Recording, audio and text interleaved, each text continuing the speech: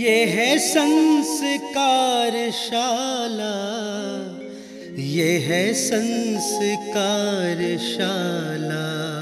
इस कार्यक्रम के पुण्यार्चक हैं श्री कुंदनमल सुशीला देवी छाबड़ा, पुत्र संजय कुमार डिम्पल देवी, अजय कुमार मनीषा देवी, सुनील कुमार बीना देवी, पौत्र नमन जैन, मानव जैन, मेहुल जैन, तनीश जैन, पौत्री रितम जैन, ग्लोरी जैन, हनी जैन एवं समस्त छाबड़ा परिवार, महावीर फार्मेसी, इम्फाल, मणिपुर। जय जिनेन्द्र नमो अरिहन्ताणं, नमो सिद्धाणं, नमो आयर्याणं, नमो वज्रायाणं, नमो लोये सव्यसाऊणं। पंच परमेष्ठी भगवान की जय हो। अब तक हम अनेक प्रकार के जो जैन धर्म के मूलभूत विषय हैं उनके बारे में समझ चुके हैं। किस प्रकार हम संसार में पाप और कषायों को करके दुखी होते हैं। संसार से यदि हम निकलना चाहते हैं, सुख प्राप्त करना चाहते हैं, तो हमें सच्चे देव, सच्चे शास्त्र और सच्चे गुरु के प्रति हमें वास्तविक सच्चा श्रद्धान करना पड़ेगा। इन सब बातों को समझने के पश्चात आज के संस्कारशाला में हम चर्चा करेंगे दीपावली महापर्व के बारे में। भगवान महावीर स्वामी निर्वाण को प्राप्त हुए। कभी कभी छोटे छोटे बच्चों के मन में एक प्रश्न उपस्थित होता है, क्या किसी के मरण होने पर भी कोई उत्सव मनाया जाता है? उत्तर मिलेगा, मरण यदि अंतिम है तो वह उत्सव ही नहीं, महामहोत्सव मनाया जाता है। क्योंकि जन्म और मरण ये संसार के सबसे बड़े रोग हैं। जब इस जन्म मरण से छुटकारा मिल जाता है, अर्थात हमेशा हमेशा के लिए जब मरण समाप्त हो जाता है, अगला जन्म नहीं होता है, यही जीव हमेशा का जो शाश्वत सुख है जिसे प्राप्त करने का प्रयास करता है, वही कहलाता है मोक्ष। और वह मोक्ष इस मनुष्य जन्म का, उस जीव का अंतिम मरण है। इसलिए उसका वह मरण निर्वाण कल्याणक के रूप में मनाया जाता है। इसलिए भगवान महावीर स्वामी ने कार्तिक कृष्णा अमावस्या के दिन निर्वाण को प्राप्त किया और ऐसे इस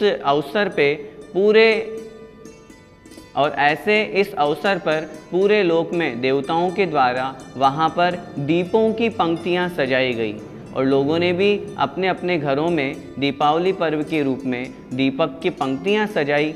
इसलिए हम इसे कहते हैं दीपावली महापर्व।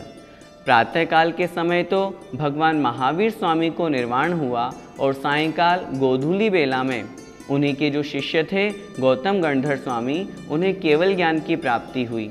इसलिए उस दिन दो महान अवसर हमको मनाने के लिए प्राप्त होते हैं। सायंकाल भी हम सभी अपने घरों में पूजा अर्चना करते हैं, दीपक जलाते हैं, एक दूसरे को बधाइयाँ देते हैं। तो ऐसे इस शुभ अवसर पर दीपावली महापर्व मनाया जाता है।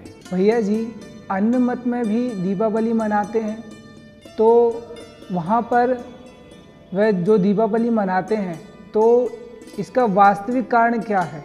अन्य सभी संप्रदाय में जो दीपावली महापर्व मनाया जाता है, सबका अपना अपना एक मत है, सबका अपना अपना निमित्त है।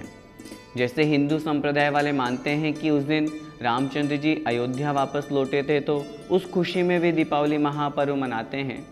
वास्तविकता की यदि हम चर्चा करें तो जैन धर्म अनादिकालीन है, सबसे प्राचीन है।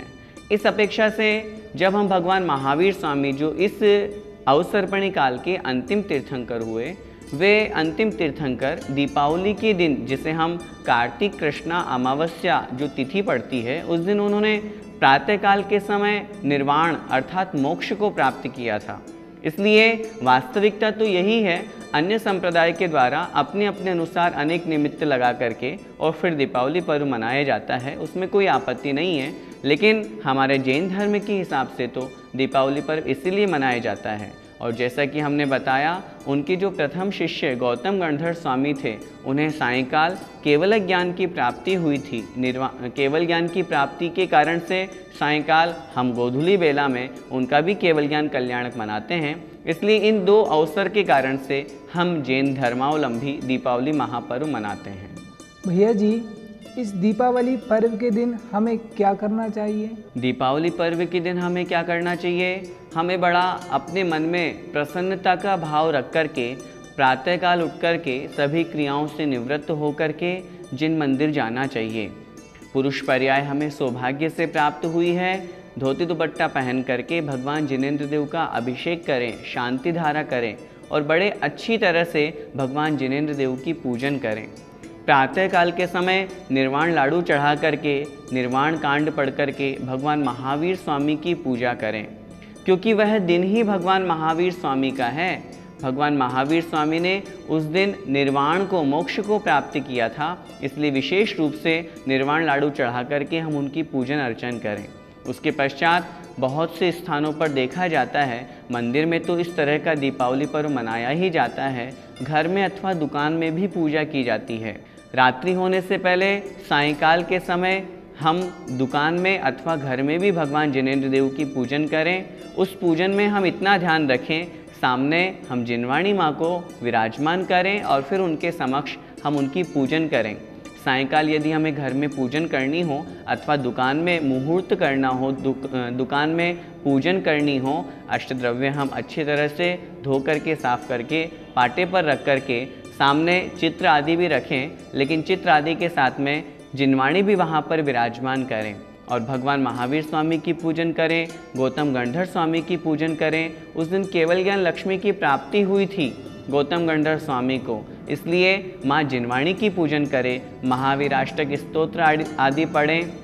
यदि समय हमारे पास में अनुकूल है तो हम भक्तामर जी का पाठ है और अन्य नमोकार मंत्र का पाठ है, जितना हमारे पास में समय है उतना समय हम वहाँ पर उस पूजन अर्चन में दें और फिर उसके पश्चात अपने सभी साधर्मियों को, सभी रिश्तेदारों को दीपावली महापर्व की बधाई दें। भैया जी, ये आपने कहा था कि ये दीपावली पर्व है जो रोशनी का त्यौहार है, तो क्या इस दिन हम फुलझड़ी, अनार आदि जला सकते हैं क्या? देखिए, रोशनी का पर्व तो है, लेकिन वास्तव में दीपक जो हम जलाते हैं, दीपक में शुद्ध घी अथवा शुद्ध तेल हम भरें और फिर वह दीपक जो जलाते हैं उसकी एक प्रकाश, उसकी आभा एक अलग ही निकलती है। आपने फुलझड़ी और अनार आदि का प्रश्न किया है, वास्तव में इनमें बारूद भरा हुआ है और बारूद के जलने से, चूँकि बारूद स्वयं अशुद्ध है और जब वो जलेगा तो वातावरण को अशुद्ध करेगा और उससे कितने लोगों को हानि पहुंचती है। छोटे छोटे जो जीवाणु हैं, छोटे छोटे जो जीव जंतु हैं, वे तो वहाँ पर मरण को प्राप्त हो ही जाते हैं। उसके अलावा भी बहुत तरह का नुकसान होता है। इसलिए दीपावली जैसे महान पर्व के दिन यदि हम बारूद जलाएंगे, फुलझड़ी और अनार आदि जलाएंगे, माना हमने उससे रोशनी होती है, लेकिन रोशनी के लिए दीपक तो दिया हुआ है। हम दीपक जलाएं, शुद्ध घी अथवा शुद्ध तेल प्रयोग में लेकर के हम दीपक जलाएंगे। दीपक की अपनी एक वैज्ञानिकता है। दीपक की ज्योति से जो प्रकाश निकलता है वो हमारी आँखों में और अधिक ज्योति प्रदान करता है। अन्य सभी जितने भी ये फुलझड़ी आदि पदार्थ हैं, इन सब में बारूद होता है, अशुद्ध होता है। इसलिए दीपावली जैसे महान पवित्र पर्व को हम इन सब अपवित्र वस्तुओं से अपवित्र न बनाएं, इनसे बचें।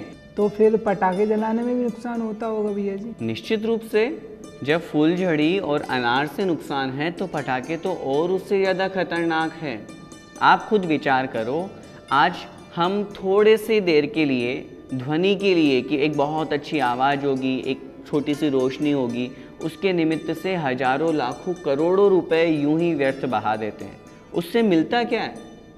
और सबसे महत्वपूर्ण बात, ध्वनि प्रदूषण, वायु प्रदूषण, वातावरण कितना खराब हो जाता है। अभी कुछ दिन पहले हम समाचार पत्र में पढ़ रहे थे, इन्हीं पटाखों की वजह से वहाँ पर बैन हो गया, क्योंकि वहाँ पर बहुत ज़्यादा धुएं की वजह से वातावरण खराब हो गया, लोगों का स्वास्थ्य खराब हो गया। तो जब हम खुद डरते हैं तो जो निरीह प्राणी हैं, छोटे छोटे पशु हैं, पक्षी हैं, वो मरण को प्राप्त हो जाते हैं और उन सबकी जीव हिंसा का दोष हमको लगता है। और मैं आपको बार बार फिर कह रहा हूँ, दीपावली तो एक पवित्र पर्व है। भगवान महावीर स्वामी ने अपनी आत्मा का कल्याण किया है, हमेशा हमेशा के लिए शाश्वत सुख को प्राप्त कर लिया। तो ऐसे पर्व को हम दुख रूप क्यों बना रहे हैं? हम स्वयं अपनी क्षणिक सुख के लिए, और उस सुख से कुछ नहीं होने वाला। हम ऐसा सोचें कि पटाखे जलाने से हमें कोई पुण्य मिल जाएगा या हमें बहुत कुछ प्राप्त हो जाएगा, बिल्कुल लाभ तो 1% कुछ भी नहीं है, हानि ही हानि है। इसलिए दीपावली आदि के महान पर्व के दिनों में हमें पटाखे बिल्कुल नहीं जलाना चाहिए। मैं फिर से निवेदन करूंगा, आप जो सभी सुन रहे हैं संस्कारशाला, छोटे छोटे बच्चे, माताएं, बहनें, पुरुष वर्ग भी, बहुत से युवा साथी भी खूब पटाखे जलाते हैं। आज हमें इस दीपावली महापर्व के इस प्रसंग पर जो हम चर्चा कर रहे हैं, हमें यह नियम लेना चाहिए कि हमें कभी भी जीवन में पटाखे नहीं जलाना। सिर्फ दीपावली पर ही नहीं, शादी ब्याह किसी समारोह में भी हम इनसे बचें, क्योंकि इनसे हमारा लाभ कुछ नहीं होने वाला, नुकसान ही नुकसान है।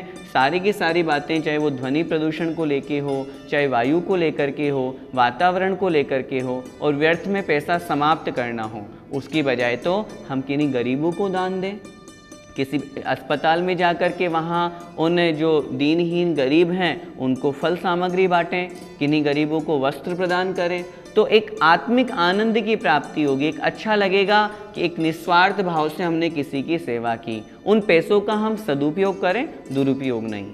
भैया जी, आपने बताया कि दीपावली पे हमें पूजन करनी चाहिए, तो घर पर हमें किसकी पूजन करनी चाहिए और कैसे करनी चाहिए? सायंकाल के समय अधिकांश लोग अपने घरों में अथवा दुकानों में पूजन करते हैं, एक परंपरा से चली हुई है। लेकिन हम इस बात का ध्यान रखें कि वहाँ हमें किनकी पूजन करनी चाहिए। मात्र वीतरागी, सर्वज्ञ, हितोपदेशी जो जिनेंद्र भगवान हैं, उन्हीं की पूजन हमें करनी चाहिए। रागी द्वेषी देवी देवताओं की पूजन नहीं करनी चाहिए।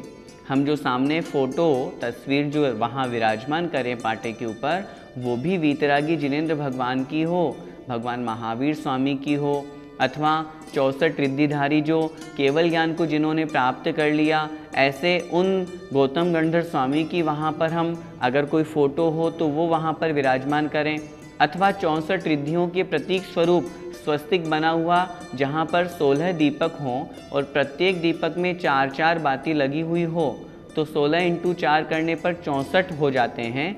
ये 64 दीपक 64 रिद्धियों के प्रतीक हैं।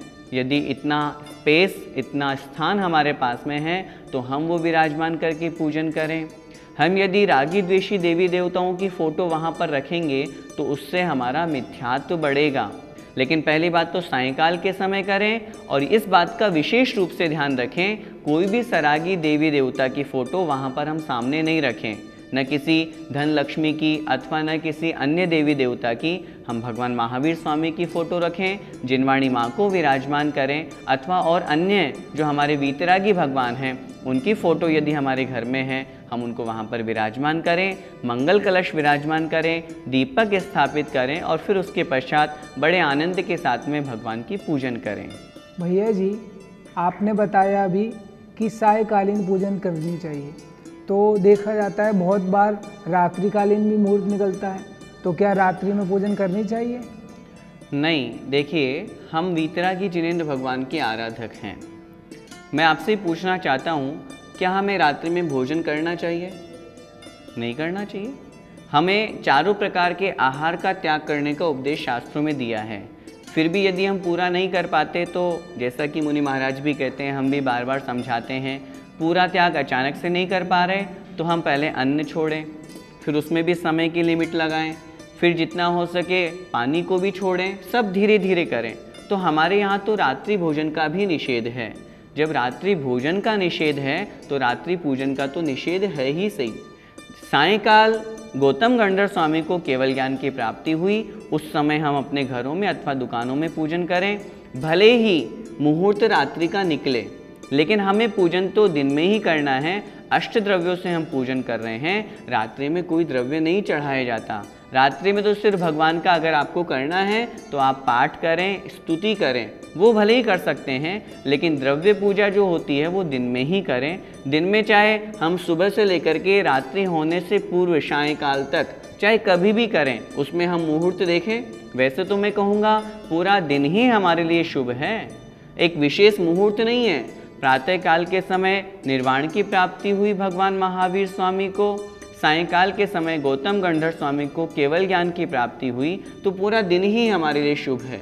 तो हम कभी भी कर सकते हैं, लेकिन फिर भी यदि मुहूर्त देखने का भी मन हो तो दिन का ही देखें, रात में हमें कदापि पूजन नहीं करनी चाहिए। भैया जी, मोक्ष तो अन्य तीर्थंकरों को भी हुआ है, तो हम भगवान महावीर स्वामी के ही मोक्ष को दीपावली पर्व के रूप में क्यों मनाते हैं?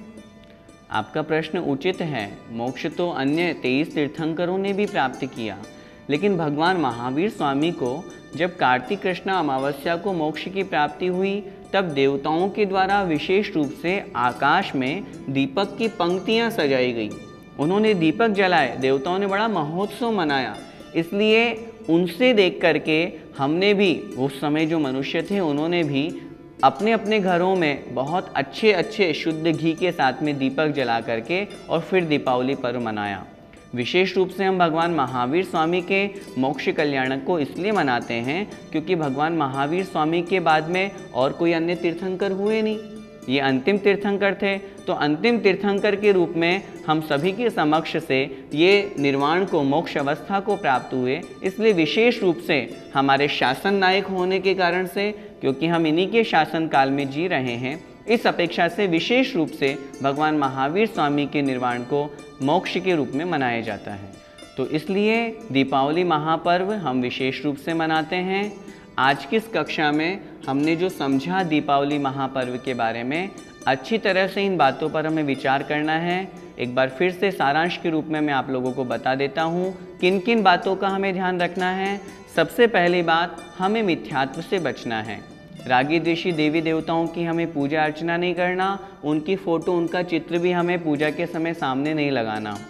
दूसरी बात, हमें रात्रि में पूजन बिल्कुल नहीं करनी, हम दिन में ही नवदेवता की, वीतरागी जिनेंद्र भगवान की पूजन करें। दीपावली के दिन हम कम से कम, जो पुरुष वर्ग है वो तो कम से कम उस दिन तो भगवान महावीर स्वामी का अभिषेक शांति धारा करें। सभी माताएं बहनें उस दिन निर्वाण लाडू चढ़ा करके भगवान महावीर स्वामी की पूजन अवश्य करें। और सबसे महत्वपूर्ण बात, जो हम दीपक जलाएं उस दीपक में घी और तेल शुद्ध हो। तेल भी हम लें तो वो शुद्ध हम प्रयोग में लें, बुरे कार्यों से हम बचें। मिठाइयाँ भी हम यदि लेते हैं तो बाज़ार की मिठाइयों से, अशुद्धता से हम बचें। अपने घर में ही शुद्ध मिठाइयों को तैयार करें और एक दूसरे को दीपावली महापर्व की बधाई दें। हम सभी अब तक जो दीपावली पर्व मनाते थे, यदि उसमें कोई कमी है उसमें हम और अच्छा करने का प्रयास करें। इसी मंगलमय भावना के साथ जय जिनेंद्र। इस कार्यक्रम के पुण्यार्चक थे श्री कुंदनमल सुशीला देवी छाबड़ा, पुत्र संजय कुमार डिम्पल देवी, अजय कुमार मनीषा देवी, सुनील कुमार बीना देवी, पौत्र नमन जैन, मानव जैन, मेहुल जैन, तनीश जैन, पौत्री रितम जैन, ग्लोरी जैन, हनी जैन एवं समस्त छाबड़ा परिवार, महावीर फार्मेसी, इम्फाल, मणिपुर। ये है संस्कारशाला, ये है संस्कारशाला।